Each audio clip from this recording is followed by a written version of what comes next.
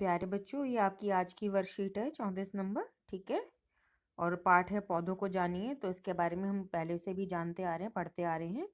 और आपने अपनी टेक्स्ट बुक में से, विज्ञान की जो बुक है उसमें से भी इसको पढ़ा होगा। ठीक है। तो आगे हम पढ़ते हैं कि जो पत्तियां होती हैं इसके बारे में हमने पिछली वर्कशीट में बताया था कि प्रकाश संश्लेषण क्रिया करती हैं। और पत्तियों की निचली सतह पर छेद होते हैं, उन छेदों को रंध्र कहते हैं या स्टोमेटा कहते हैं।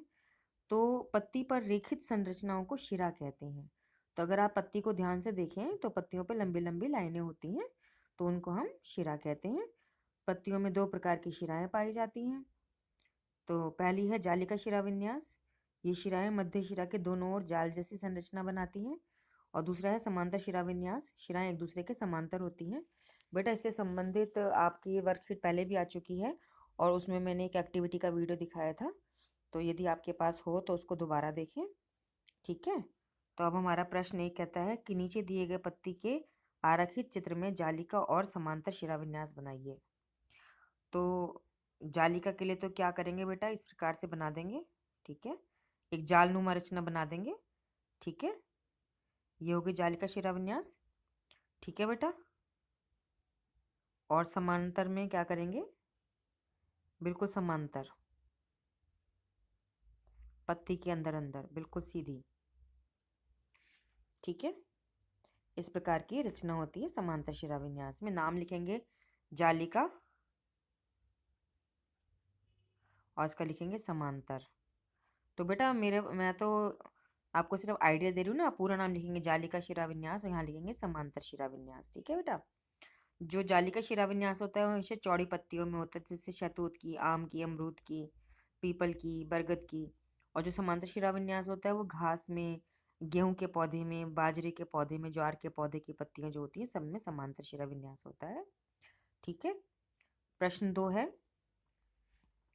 नीचे दी गई कथन सत्य या असत्य है। बेटा, सत्य के लिए हम सही का निशान भी लगा सकते हैं और असत्य के लिए हम कांटे का निशान भी लगा सकते हैं। और ये आपको याद दिला दूं, पुनरावृत्ति हो रही है और इससे संबंधित सभी हम काम कर चुके हैं। तो लेकिन फिर भी आपको ये पेपरों की तैयारी के लिए आपको ये करवाया जा रहा है, जिससे कि आपको याद रहे कि किस प्रकार से प्रश्न उत्तर आ सकते हैं। ठीक है बेटा। तो जैसे ए है कि तना जल का संवहन करता है। तो संवन का मतलब होता है लाना ले जाना। तो ये सही बात है ना। अगर तना नहीं होगा, जल का संवन नहीं करेगा तो पत्तियों तक कैसे पहुंचेगा। तो ये तो सही हुआ। बी भाग कह रहे हैं नींबू के पौधे में शाखाएं तने के आधार से निकलती हैं।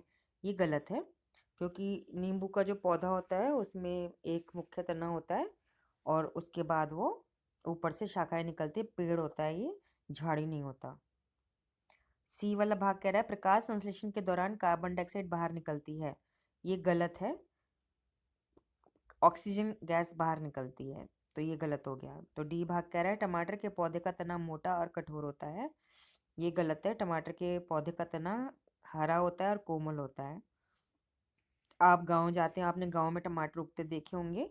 तो आपने देखा होगा कि टमाटर के पौधे का तना मोटा और कठोर नहीं होता, पतला और नरम होता है।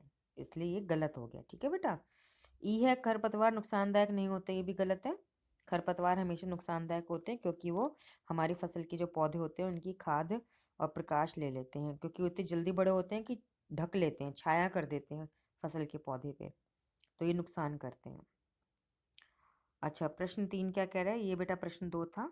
प्रश्न 3 कह रहा है चित्र में दिए गए पेड़ से शब्दों को चुनकर खाली स्थान में भरिए। तो बेटा ये जो पेड़ बना हुआ है इसमें कुछ शब्द लिखे हुए हैं, इसमें से ढूंढ ढूंढ के यहाँ रखना है।